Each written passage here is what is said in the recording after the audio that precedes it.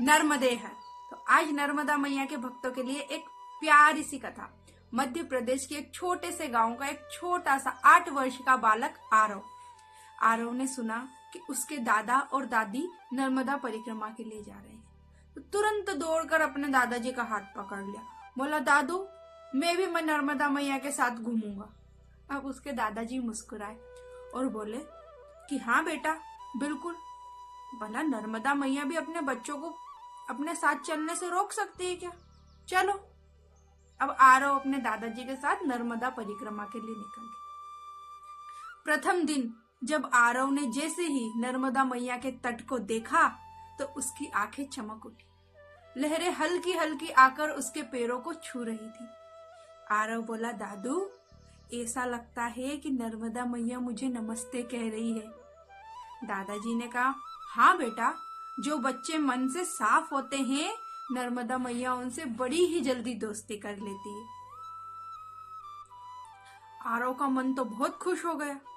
उससे पहली बार ऐसा लगा कि नदी भी बोल सकती है। अब चलते चलते वो लोग पहुंच गए शूलपानी की झाड़ियों में। जब झाड़ियों में एक शाम को दादाजी और आरव जब घने जंगल से गुजर रहे थे तब पत्तियों की सरसराहट और दूर से जानवरों की आवाजें आ रही थी। तो आरव धीरे से अपने दादाजी से बोला दादू डर लग रहा है। तभी नर्मदा मैया के किनारे से हवा आई, बिल्कुल ठंडी, बिल्कुल माँ की गोद जैसी। दादाजी ने कहा बेटा डर उसी को लगता है जो अकेला होता है। हमारे साथ तो नर्मदा मैया है ना, बस उनकी धुन सुनो। अब दादू की बात सुनकर आरव ने तो कान लगाए। नर्मदा मैया की लहरें टन टन छन छन की आवाज करती जैसे कह रही हो घबराओ मत, मैं हूं ना। तो ये सुनकर आरव ने आज पहली बार साहस सीखा। अब जैसे ही वे आगे चल बढ़ने लगे तो परिक्रमा के दौरान उन्हें एक बूढ़ी साध्वी माता मिली। उन्होंने आरव को प्रसाद दिया और बोली कि बेटा परिक्रमा में चलने से केवल शरीर ही नहीं हमारा मन भी मजबूत होता है। आरव उन मैया से बोला क्या नर्मदा मैया मुझे अच्छे काम करना सिखाएंगी?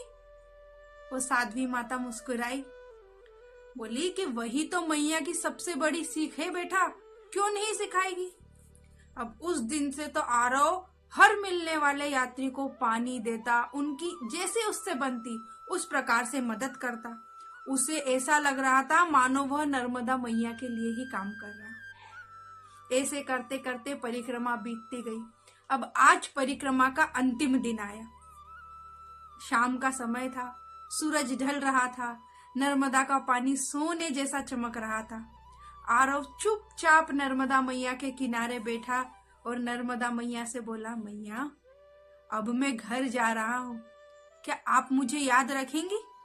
तभी हल्की सी लहर आई और उसके हाथ को छू कर चली गई, जैसे कह रही हो तू मेरा बच्चा है, मैं तुझे हमेशा याद रखूंगी। आरव की आंखें चमक उठी। उसने दौड़कर दादाजी से कहा दादू मुझे समझ आ गया नर्मदा परिक्रमा से सबसे बड़ी चीज क्या मिलती है। दादाजी बोले अच्छा क्या मिलती है?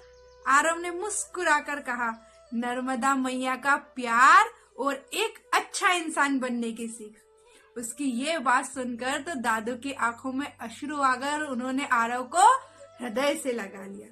तो आपको आज की ये कथा कैसी लगी आप कमेंट में हमें बताएं। हमारे चैनल को लाइक करें, सब्सक्राइब करें और बेल आइकन को दबाना न भूलें। नर्मदे हर।